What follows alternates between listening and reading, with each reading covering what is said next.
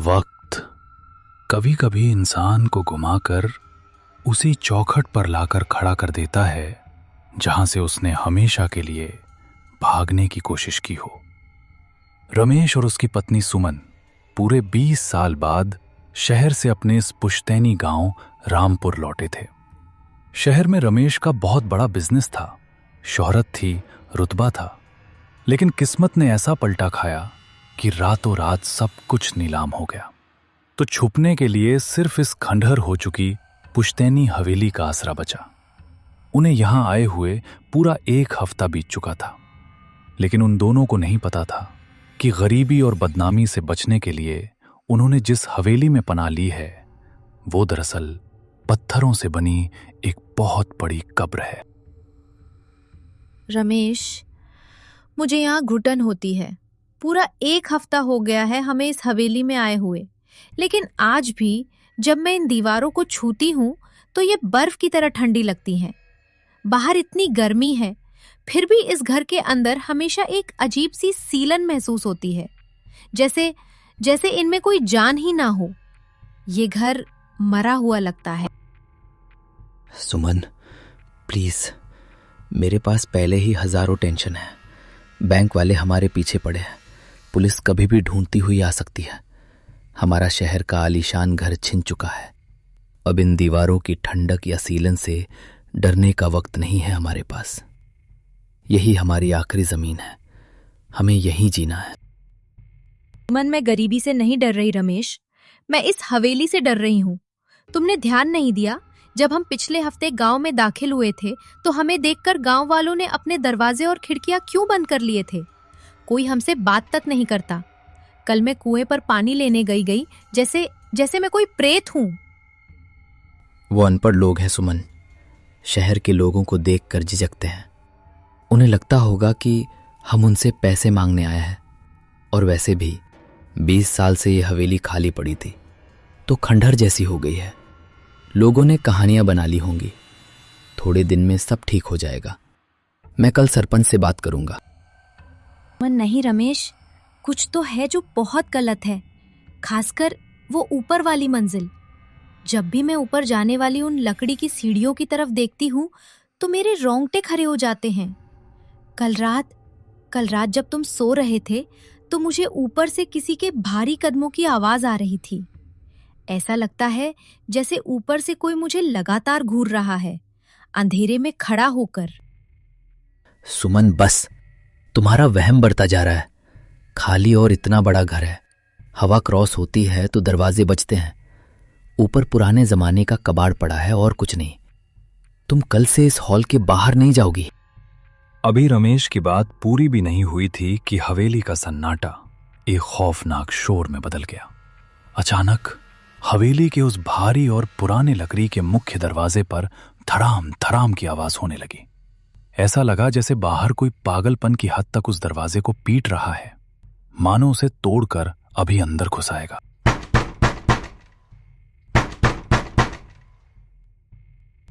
मन, इतनी शाम गए, कौन है? कोई गांव वाला तो इस तरफ आता भी नहीं। रमेश रुको, मैं देखता हूं, शायद सरपंच होगा। रमेश भारी कदमों से उस जंग लगे दरवाजे की ओर बढ़ा। जैसे ही उसने लोहे की भारी कुंडी को पूरी ताकत से खींचा, दरवाजा एक ऐसी चर्र की आवाज के साथ खुला जिसने दोनों के कलेजे कंपा दिए। बाहर तूफानी हवा के बीच एक साया खड़ा था। कौन है आप? इतनी शाम को इस हवेली के दरवाजे पर क्या कर रहे हैं? पहचाना नहीं छोटे मालिक? मैं हरिया हूं, हरिया, आपके बाबूजी का पुराना सेवक। हरिया, जो हमारे खेतों की देखरेख करते थे? माफ करना काका, मैं जब शहर गया था तब सिर्फ 10-11 साल का था। 20 सालों में आप बहुत बदल गए हैं। खैर, आप अंदर आ जाइए, बाहर बहुत तेज हवा चल रही है। का नहीं बाबूजी, मेरे पांव इस चौखट के अंदर नहीं पड़ेंगे। मेरी उम्र हो गई है, मेरी चिता का वक्त करीब है। मैं इस हवेली के अंदर आकर अपनी बची कुची सांसें किसी अमानवीय साये को नहीं सौंपना चाहता। काका, आप कैसी भयानक बातें कर रहे हैं? अमानवीय साया? क्या हुआ है इस हवेली को? का मैं तो बस अपना नमक का हक और अपना फर्ज निभाने आया था मालकिन।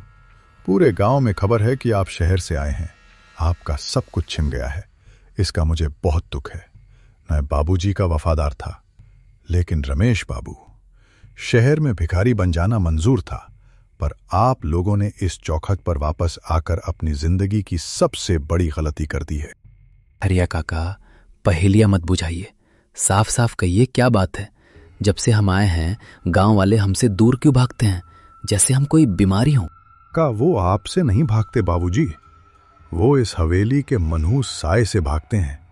गांव का कोई कुत्ता भी इस हवेली की तरफ मुंह करके नहीं भौंकता। आप तो बच्चे थे, आपको क्या लगता है आपके पिताजी ने 20 साल पहले अपना जेमता हुआ काम, अपनी इतनी जमीनें और ये हवेली क्यों छोड़ी थी? रातों रात बिना किसी को बताए आपको लेकर शहर क्यों भाग गए थे वो? उन्होंने कहा था कि शहर में बिजनेस करना है, इसलिए। झूठ! वो अपनी जान बचाकर भागे थे बाबूजी। बाबूजी, आज अमावस की रात है। काका, फिर वही गांव का पुराना अंधविश्वास। शहर में तो अमावस को बस आसमान में चांद नहीं होता, तारे निकलते हैं। यहां गांव में अमावस को कोई भूत आ जाता है क्या? का यहां अमावस को मौत नाचती है बाबूजी। ये कोई अंधविश्वास नहीं है। आज रात चांद छुप जाएगा और इस हवेली का वो आखिरी बंद कमरा जाग उठेगा। क्या आप भूल गए उस रात को जब आप 10 साल के थे? वो ऊपर वाला कमरा जिसे आपके पिताजी ने लोहे की मोटी मोटी जंजीरों से बांधा था, जिसके ताले पर पूरे गांव के सामने तांत्रिक से सिंदूर का लेप लगवाया था। बंद कमरा, सिंदूर का लेप? रमेश, मैंने कहा था ना ऊपर कुछ है। मुझे कोई आवाजें आ रही थी। बस काका, बहुत हो गया आपका और इस गांव वालों का ये नाटक। मैं एक पढ़ा लिखा इंसान हूं। मेरा करोड़ों का बिजनेस डूब गया है। मैं सड़क पर आ गया हूं। मुझे अब सिर्फ इंसान की गरीबी और भुखमरी से डर लगता है, किसी मनगढ़ंत भूत या बंद कमरे से नहीं। जाइए यहां से, हमें किसी की मदद नहीं चाहिए। चेतावनी साफ थी, खतरा बड़ा था, लेकिन रमेश के भीतर का शहरी अहंकार अब भी उसकी आंखों पर पट्टी बांधे हुए था।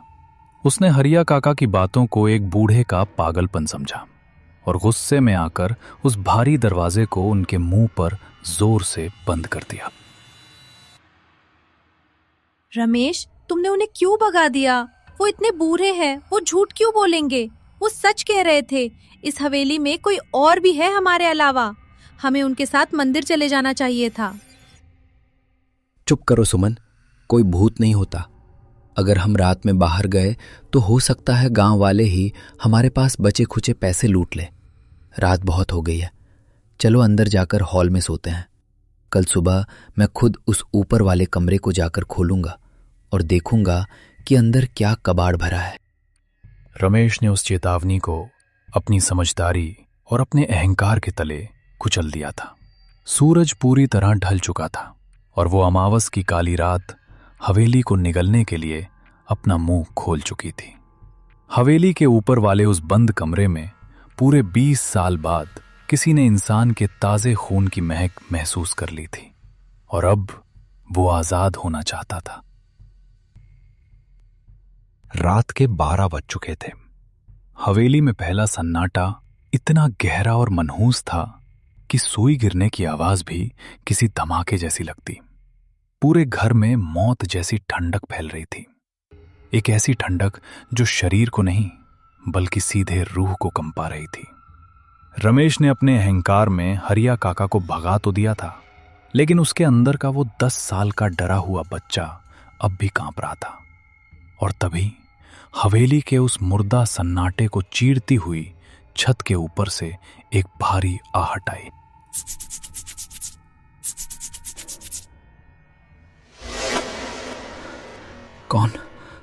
कौन है वहां? क्या सच में ऊपर कोई है? डर इंसान के दिमाग को सुन्न कर देता है, लेकिन रमेश को लगा जैसे कोई अदृश्य ताकत उसे ऊपर खींच रही हो। उन अंधेरी और घुमावदार सीढ़ियों पर चढ़ने लगा। पुरानी लकड़ी की चरमराहट चीखों जैसी लग रही थी। हर सीढ़ी के साथ 20 साल पुराना सड़ा हुआ अंधेरा उसके गले को दबा रहा था। जैसे जैसे वो ऊपर वाली मंजिल के गलियारे में बढ़ रहा था, हवा में ताजे खून और सड़े हुए मांस की बदबू तेज होती जा रही थी। ये तो वही कमरा है। पिताजी ने इस पर यह सिंदूर क्यों? तू आ गया रमेश। मैंने 20 साल तेरा इंतजार किया है। अब दरवाजा खोल। उस शैतानी आवाज ने रमेश के शहर के रुतबे और उसके सारे घमंड को एक ही पल में राख कर दिया और उस घुप अंधेरे ने उसे निगल लिया। वो पागलों की तरह सीढ़ियों से नीचे भागा। नीचे हॉल की हवा इतनी भारी हो चुकी थी कि रमेश और सुमन के लिए सांस लेना भी मुश्किल हो रहा था। डर ने उन्हें जैसे जिंदा लाश बना दिया था। सुमन, वो ताला हवा में झूल रहा था और किसी ने दरवाजे के आर पार बिल्कुल मेरे कान के पास आकर कहा, तू आ गया रमेश, तू बड़ा हो गया है, लेकिन मैंने इंतजार किया है। सुमन, हरिया काका सच कह रहे थे, ऊपर कोई इंसान नहीं है। उन दोनों की सांसें अभी थमी भी नहीं थीं कि अचानक हवेली की छत इतनी जोर से कांपी मानो आसमान से कोई चट्टान गिरी हो, और फिर अंधेरी सीढ़ियों के ऊपर से एक बहुत ही पुरानी खून से सनी पायल छन ठक छन करते हुए नीचे आई और ठीक उनके दरवाजे के बाहर आकर रुक गई। उस दरवाजे के पार मौत खड़ी थी। 30 साल पहले तेरा बाप रात के अंधेरे में तुझे यहां से बचा कर ले गया था।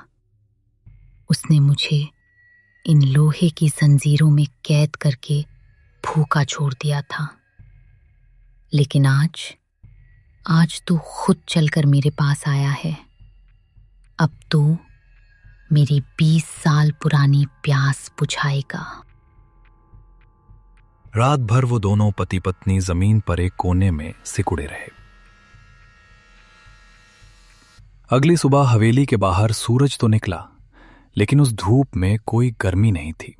वो हवेली अंदर से अभी भी एक मुर्दा घर जैसी उदास और मनहूस लग रही थी। सुमन की आंखों में रात भर का खौफ जम चुका था। वो पागलों की तरह अपने कपड़े सूटकेस में ठूंस रही थी। मैं एक पल भी, एक सेकंड भी इस मनहूस कब्र में नहीं रुकूंगी रमेश। तुमने सुना था ना रात को, वो तुम्हारा नाम ले रही थी। वो तुम्हारे पिताजी को जानती है। वो सिर्फ तुम्हें मारना चाहती है। हम अभी इसी वक्त वापस शहर जा रहे हैं। कहाँ जाए सुमन, मुझे बताओ, कहाँ जाए हम? मेरी जेब में सिर्फ 500 रुपए बचे हैं। बैंक वालों ने हमारा शहर का घर, हमारी गाड़ियां सब नीलाम कर दिया है। अगर हम यहाँ से निकले तो हमें सड़क पर सोना पड़ेगा। हम भिखारी बन चुके हैं सुमन, भिखारी। मुझे माफ कर दो, मैं मजबूर हूं। तो क्या हम यहाँ इस पिशाचिनी के हाथों अपने खून का घूंट पिलाने के लिए रुकेंगे? आखिर 20 साल पहले हुआ क्या था यहाँ रमेश? जब तुम 10 साल के थे तब तुम्हारे पिताजी ने ऊपर किसे कैद किया था?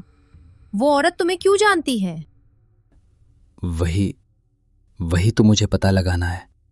नीचे वाले हॉल के आखिर में पिताजी का पुराना स्टडी रूम है।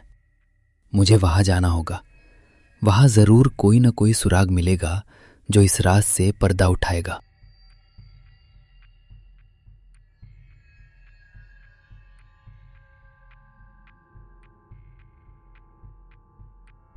बीस साल से बंद उस स्टडी रूम में सिर्फ धूल, मकड़ी के जाले और एक पिता का सबसे भयानक राज दफन था।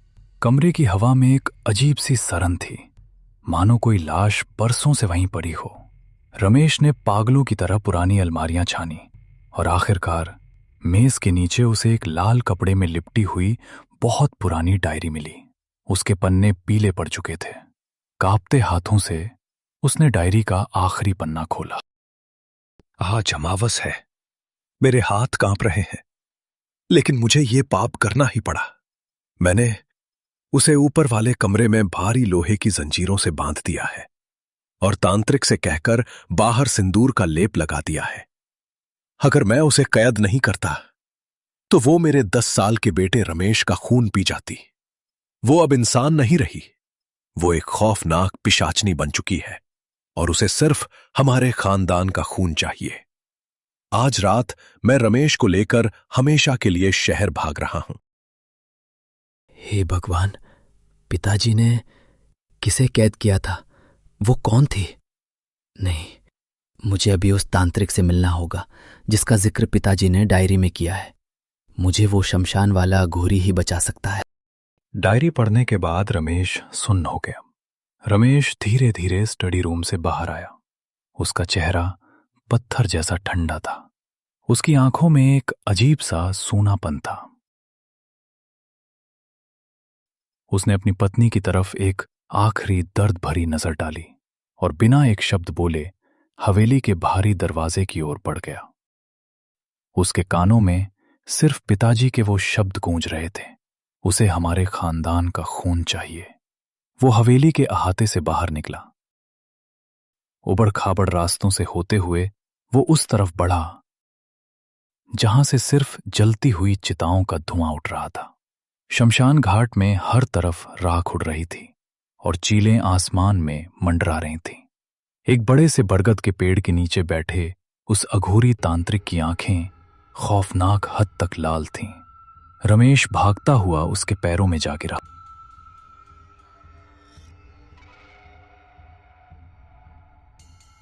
बाबा, बाबा मेरी मदद कीजिए। मैं हवेली वाला रमेश हूं। बीती रात ऊपर वाले बंद कमरे से। चुप, मुझे सब पता है। तूने 20 साल बाद उस मनहूस चौखट पर कदम रखकर अपनी मौत को नींद से जगा दिया है। शहर वाले, तेरे खून की महक अब उस बंद दरवाजे के पार पहुंच चुकी है। बाबा, मेरे पिताजी ने अपनी डायरी में लिखा है कि उन्होंने किसी पिशाचनी को कैद किया था, पर वो है कौन और वो मुझसे क्या चाहती है? वो कौन है? वो है जिसे तुम्हारे ही खानदान के लालच ने कभी खून के आंसू रुलाया था। जब इंसान का दर्द हदों को पार कर जाता है रमेश, तो वो मरने के बाद सिर्फ एक प्रेत नहीं, एक श्राप बन जाता है। तेरे बाप ने मेरे दिए सिंदूर की बेरियों से उसे 20 सालों तक रोक तो लिया, लेकिन बीती रात तूने उस कमरे के ताले को छूकर अपना नाम उस पिशाचनी के दिमाग में छाप दिया है। अब वो बिना तेरी जान लिए शांत नहीं होगी। मुझे बचाइए बाबा, मेरी पत्नी सुमन का कोई कसूर नहीं है। मैं यहां से जाना चाहता हूं, मुझे कोई उपाय बताइए। ये कील ले जा। आज सूरज ढलने से पहले नीचे वाले अपने कमरे के दरवाजे के ठीक बीच में से गाड़ देना। ये सिर्फ आज रात तक उस पिशाचनी को तुम्हारे कमरे में आने से रोकेगी। लेकिन ध्यान से सुन ले, ये सिर्फ मौत को कुछ घंटों के लिए टालने का जुगाड़ है। तो आखिरी उपाय क्या है बाबा? मुझे क्या करना होगा इस श्राप को खत्म करने के लिए? जिस ताले को तूने छेड़ा है उसे अब तुझे ही खोलना होगा। तुझे आज रात ठीक 12 बजे के बाद उस बंद कमरे के अंदर जाना होगा रमेश, और उसका वो सामान ढूंढना होगा जिससे उसकी रूह इस हवेली से बंधी है। अगर कल सुबह का सूरज निकलने से पहले तूने वो सामान ढूंढकर नहीं जलाया तो ये कील भी तुम्हारी जान नहीं बचा पाएगी और तुम दोनों पति पत्नी सुबह तक जिंदा नहीं बचोगे। राज खुल चुका था, लेकिन बचने का रास्ता मौत के जबड़े के ठीक अंदर से होकर गुजरता था। क्या रमेश अपने अहंकार और डर को भुलाकर उस खौफनाक बंद कमरे का ताला खोलने की हिम्मत कर पाएगा? उस कमरे के अंदर आखिर ऐसा क्या है जिससे वो पिशाचनी बंधी है? इंसान अपनी किस्मत से तो भाग सकता है, लेकिन अपने बाप दादाओं के किए गए पापों से नहीं। पाप का कर्ज खून से ही चुकाना पड़ता है। शमशान से लौटे रमेश के पास अब सिर्फ चंद घंटों का वक्त था।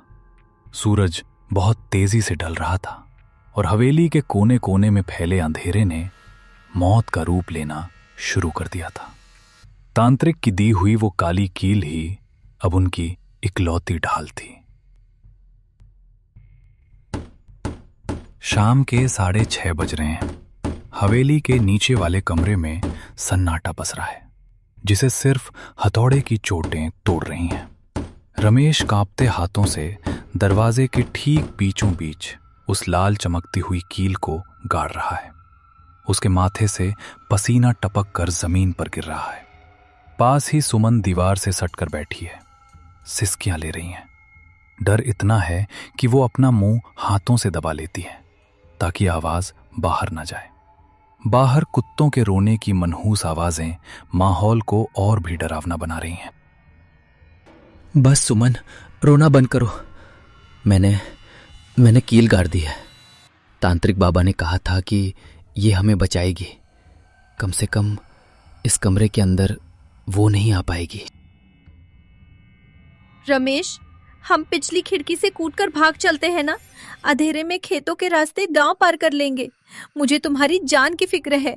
तुम रात को ऊपर उस कमरे में मत जाना, वो तुम्हें जिंदा नहीं छोड़ेगी। रमेश, हम कहाँ भागेंगे सुमन? अंधेरा हो चुका है। अगर हम खुले में बाहर निकले तो वो हमें और आसानी से मार देगी। तांत्रिक ने कहा था कि ये कील सिर्फ कुछ घंटों का जुगाड़ है। सुबह होने से पहले मुझे उस कमरे में जाना ही होगा। यही हमारी जिंदगी का आखिरी रास्ता है। वक्त जैसे रुक सा गया था। कमरे में जलती इकलौती लालटेन की लौ भी खौफ से कांप रही थी। रात के ठीक 12 बजते ही हवेली का तापमान एकदम से गिर गया। कमरे की हवा बर्फ की तरह ठंडी हो गई और रमेश और सुमन की सांसें हवा में धुएं की तरह दिखने लगीं। और फिर मौत ने अपना आखिरी खेल शुरू किया। दीवार घड़ी ने 12 बार टन टन की आवाज की और फिर एक गहरा सन्नाटा छा गया। तभी सीढ़ियों से किसी के घिसटते हुए नीचे उतरने की खौफनाक आवाज आई। छन घिस ठक छन। कोई भारी चीज सीढ़ियों से रगड़ती हुई नीचे आ रही है। वो आ गई रमेश, वो नीचे आ गई। हे भगवान। कमरे के दरवाजे के ठीक बाहर कोई आ खड़ा हुआ। दरवाजे के नीचे की बारीक झिरी से एक अजीब सी काली परछाई रेंगती हुई अंदर आती दिखी। तभी अचानक भारी लोहे के दरवाजे पर जोरदार प्रहार होने लगे। ताला बाहर से पागनों की तरह हिलने लगा, जैसे कोई उसे उखाड़ देना चाहता। रमेश, दरवाजा खोल। तेरी रगों में उसी गद्दार का खून है जिसने मुझे तड़पा तड़पा कर मारा था। तूने मेरा राज जानना चाहा था ना? दरवाजा खोल रमेश। आज तेरा खून पीकर मेरी 20 साल पुरानी प्यास बुझाएगी। दरवाजा जोर जोर से हिल रहा है। पुरानी लकड़ी चटकने लगी है। लेकिन तभी जहां रमेश ने तांत्रिक की दी हुई कील गाड़ी थी, वहां से लाल रंग की चिंगारियां निकलने लगती हैं। पिशाचनी की दर्दनाक चीखें हवेली में गूंज उठती हैं। वो कील की ताकत की वजह से अंदर नहीं आ पा रही।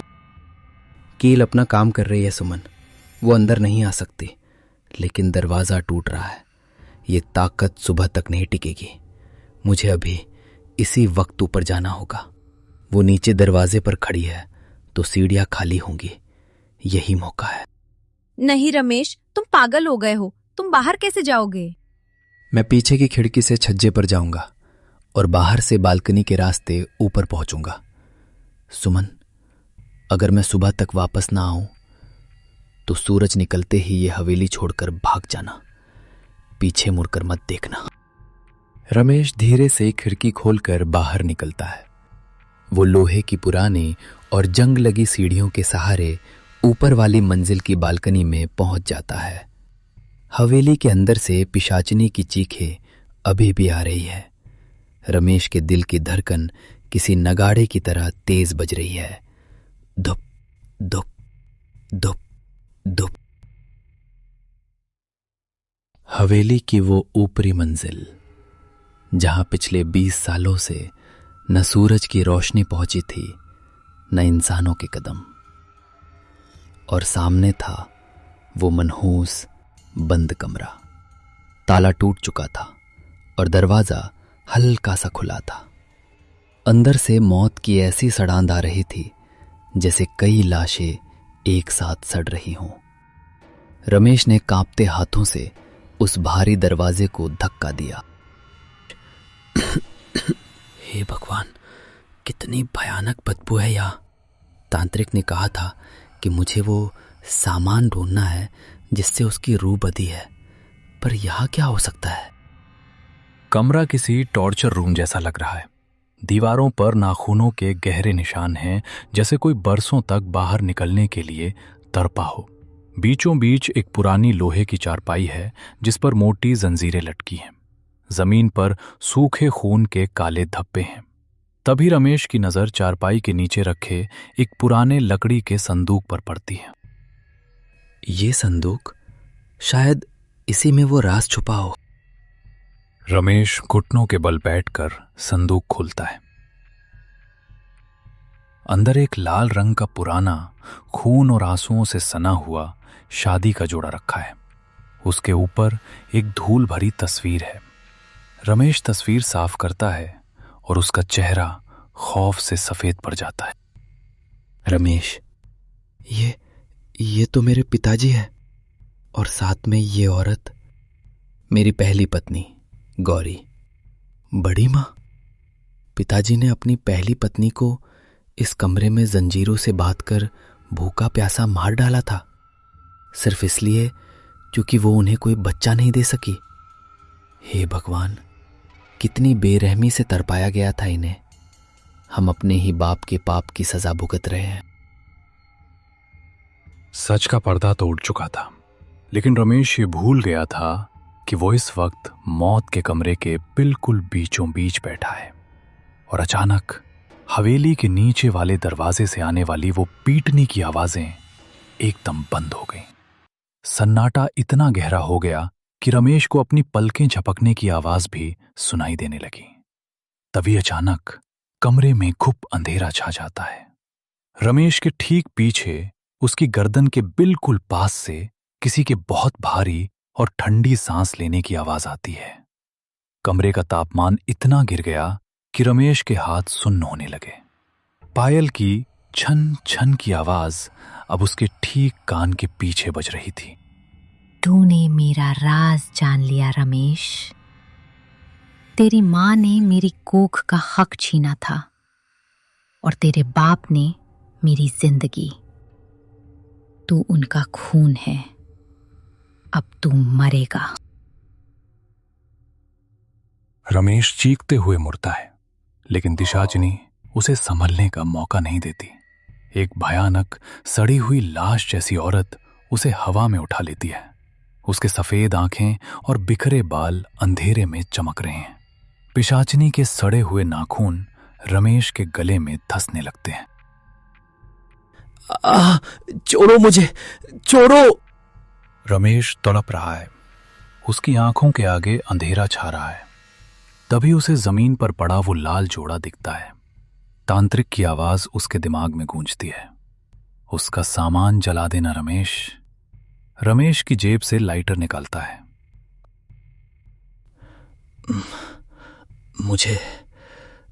मुझे इसे जलाना होगा। पिशाचनी रमेश का गला और जोर से भींचती है। रमेश एक हाथ से उसका हाथ पकड़कर खुद को छुड़ाने की कोशिश करता है और दूसरे से जीभ से लाइटर निकालता है और कांपते हाथों से वो उसे उस लाल जोड़े पर फेंक देता है। लाइटर गिरते ही आग भड़क उठती है। पिशाचनी का गला फाड़ देने वाला चिल्लाना हवेली की दीवारों को हिला देता है। नहीं, जल रहा है, मेरा शरीर जल रहा है। जैसे ही वो 20 साल पुराना जोड़ा जलकर राख होने लगता है, पिशाचनी रमेश को छोड़ देती है। रमेश जमीन पर गिरकर बुरी तरह खांसने लगता है। आग की लपटों के बीच पिशाचनी का शरीर राख बनकर हवा में उड़ने लगता है और उसकी चीखें धीरे धीरे सन्नाटे में बदल जाती हैं। रमेश दीवार का सहारा लेकर उठता है और उस कमरे से बाहर आता है। आसमान में सुबह की पहली किरण फूट रही है। रात का तूफान थम चुका है। वो नीचे आता है जहां सुमन दरवाजा खोलकर उसकी तरफ दौड़ती है और उसे कसकर गले लगा लेती है। दोनों फूट फूट कर रोने लगते हैं। आग ने सिर्फ उस पुरानी चुनरी को ही नहीं जलाया था, बल्कि 20 साल पुराने उस श्राप को भी भस्म कर दिया था। रमेश के पिताजी ने जो पाप बोया था, उसकी सजा रमेश ने काट ली थी। हवेली का वो बंद कमरा और उसमें कैद वो दर्द अब हमेशा के लिए आजाद हो चुका था। हवेली अब डरावनी नहीं, बल्कि एक शांत कब्र जैसी लग रही थी, जहां सब कुछ समाप्त हो चुका था।